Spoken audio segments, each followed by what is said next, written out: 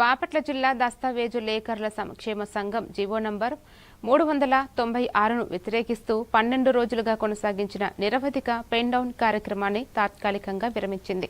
హైకోర్టులో కేసు విచారణలో ఉన్నందున న్యాయస్థానం తీర్పు వచ్చే వరకు ఆందోళన నిలిపివేస్తున్నట్లు సంఘం తెలిపింది.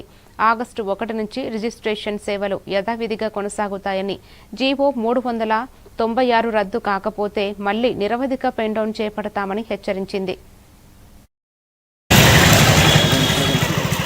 ప్రభుత్వం వారు జారీ చేసిన 396 జీవోకి వ్యతిరేకంగా నిరసన తెలుపుతూ మా రాష్ట్ర కార్యవర్గం ఇచ్చిన సూచనల మేరకు గత 11 రోజులుగా నియోజక బాపట్ల సబ్ రిజిస్ట్రార్ కార్యాలయం ఎదురు నిరసన శాంతియుతంగా తెలియజేసి ఉన్నాము. ఈ నిరసనలో మాకు సహాయ సహకారాలు ఇచ్చిన ప్రతి ఒక్కరికి మరియు పత్రికా విలేకరులకి, పత్రికా ప్రతినిధులకు మా యొక్క ధన్యవాదాలు. 396 జీవోను రద్దు చేసే వరకు మా నిరసనను శాంతియుతంగా తెలియజేస్తామని ఇందు మూలంగా తెలియజేస్తున్నాము. 396